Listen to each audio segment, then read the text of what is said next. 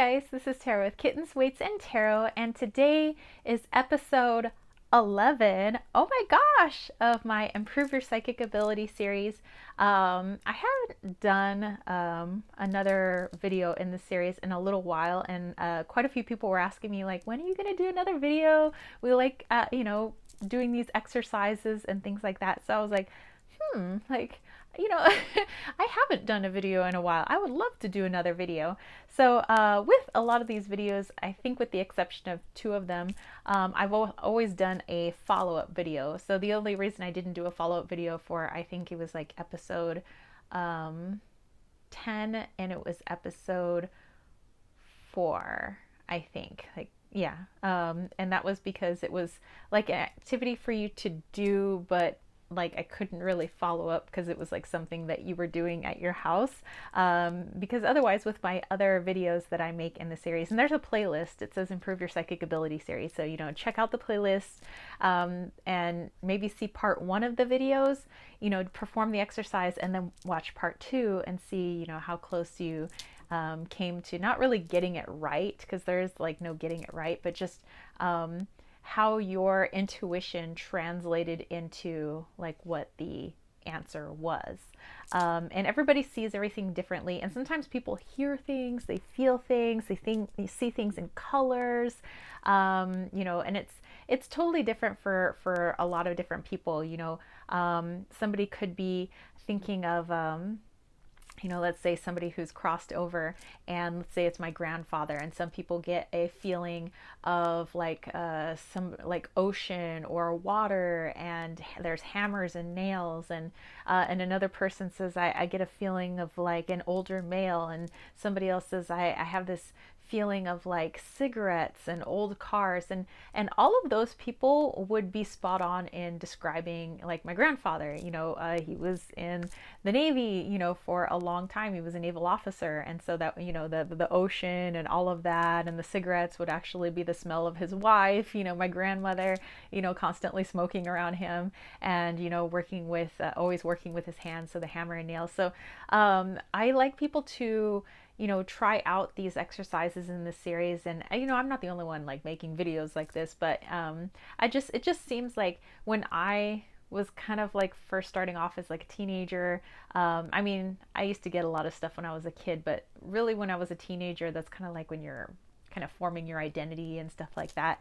There really wasn't a whole lot of people to like help me build my intuition. It seemed like it was such a long drawn out process because I was basically on my own. And so the reason I make these videos is so that people don't feel so alone. And when it comes to psychic ability, to me, it's just part of being a human being.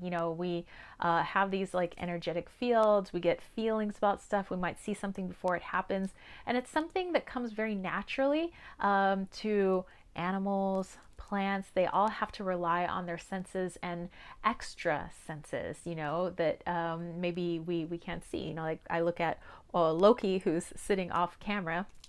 Of course he's sensing things, with his sight and his smell, his taste, his touch, his hearing. But then there's that little bit of extra where he just knows that my boyfriend is coming home, before the garage door even opens, before you can even hear his car coming up the street. He'll be like, we'll be talking on the phone. He'll be a couple of miles away, and Loki knows he's coming home, and he doesn't always come home at the same time every day. So it's like that little bit of extra, that everything on this planet has. And to say it's bad or wrong or demonic is something that I believe that different belief systems and what human beings also do is they try to categorize everything. They try to put everything about us into a box, and sometimes you can't. And so I really just want you to help you develop something that is very natural, non-scary. It's just a part of being a human.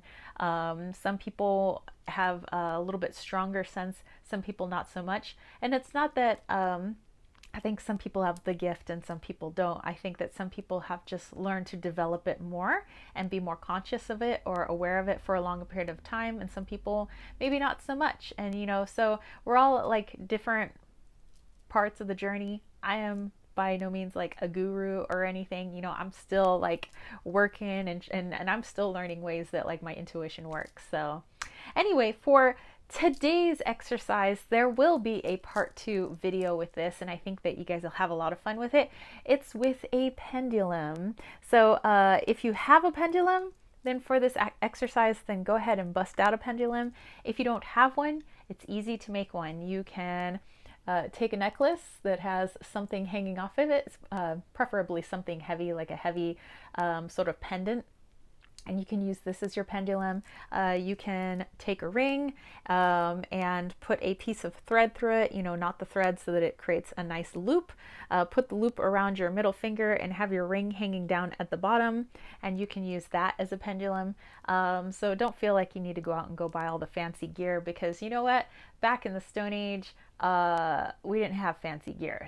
So you got to make do with what you got. So fancy doesn't necessarily make you like better. So anyway, make a pendulum or grab a pendulum, and we're gonna have a little bit of pendulum fun. For this exercise, what this is like getting in tune with vibration and energy, and kind of seeing like what your energy takes on. And there are many people that believe, you know, with the pendulum, if they steady their elbow on a table, and some people like to hold it like this. For me, I like to hold it between my thumb and my pointer finger. And, you know, I try to steady my arm as much as possible. But some people believe that the pendulum is moving of its own accord, and that their arm is not moving it at all.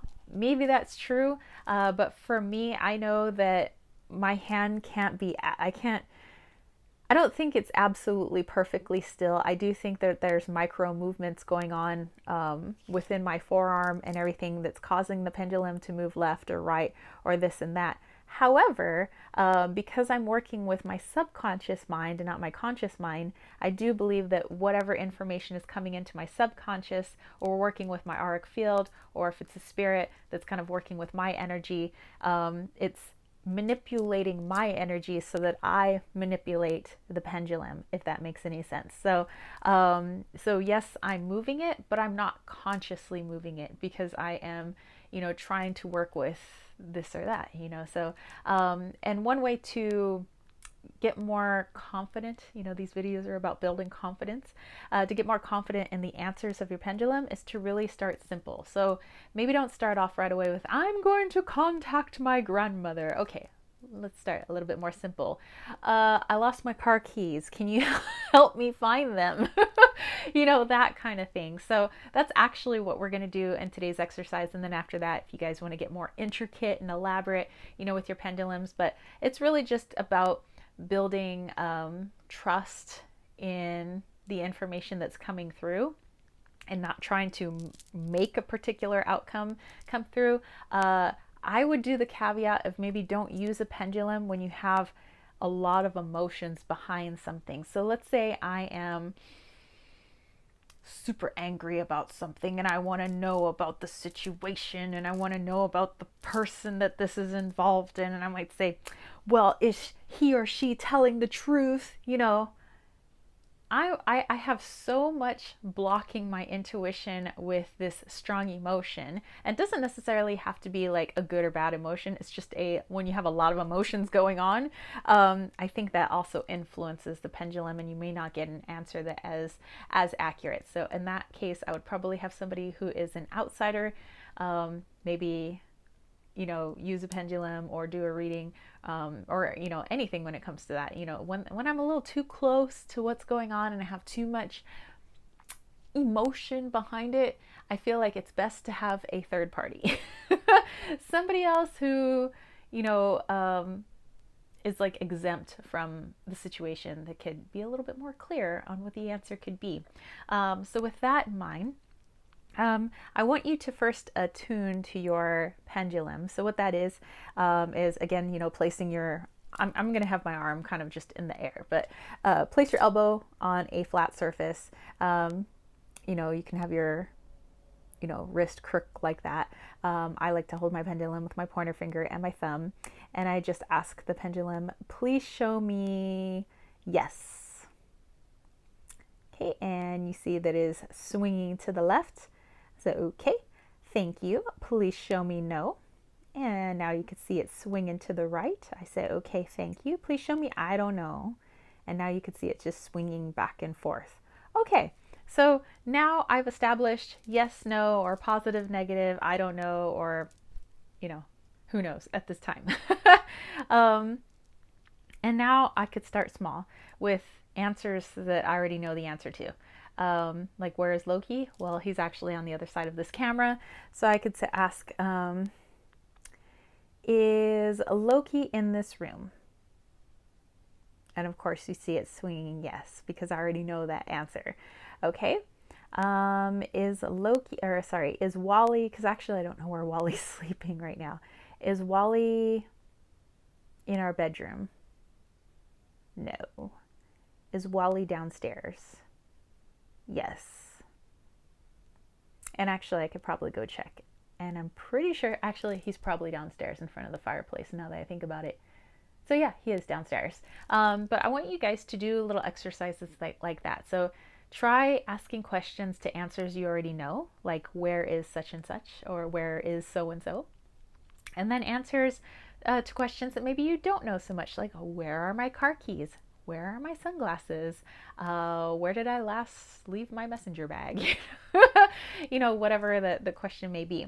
Okay, so once you guys kind of practice that, this is really good at helping you find things that maybe you've lost around the house, because then you could start breaking things down to like walking in each room. Is whatever object I'm looking for in this room, then you might get a no. Okay, then I go into the next room and the next room, and if I go into whatever room that the pendulum says yes, the lost object is in this room, I can start getting a little bit more specific as I move around the room. Is the pendulum is the item in this area? I might get a yes or no, and eventually you can narrow it down to within about a few feet, like where the lost item might be. So anytime I lose things, like usually I use Lenormand cards or a pendulum. Like those are my two go-tos if I ever lose anything. And for the most part, as long as it hasn't like gotten stolen or anything, like I always find it. So, hey, okay. So for our exercise, and this is how it's going to work, I am going to hide this pendulum in a room in my house. So here are the rooms in my house. We have the living room, we have the dining room, we have the kitchen. Okay, that's everything that's downstairs. Actually, there's also the garage. Okay, so we have the living room, we have the dining room, we have the kitchen, and we have the garage. That's downstairs. Upstairs, we have Loki's room, we have my altar room, the one I'm in right now. We have the guest bathroom, we have the master bedroom, and we have the master bathroom. Okay, so if you want to write those places down, do so. I'm going to place this pendulum in one of those places. And what I want you guys to do at home is to ask your pendulum where this pendulum is. So you can do that little trick again. Is Tara's pendulum in her living room? Okay, so it's saying no because obviously it's in my hand right now. But yes, it's not in the living room, it's not in the dining room, it's not in the kitchen, and then it's not in the garage. And you think of the upstairs. Is it in Loki's room? No. Is it in the master bathroom? No. Is it in the master bedroom? No. And then we also have our guest bathroom, and then of course the altar room. So yeah, write those places down. Ask your pendulum if it's in any of those rooms. Okay, I will make another video on Monday.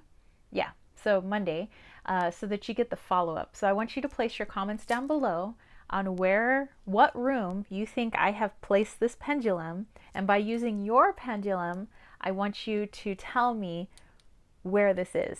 Is it in the bathroom? Is it in the guest bathroom? Is it in the master bathroom? Is it in my bedroom? Like, where is it?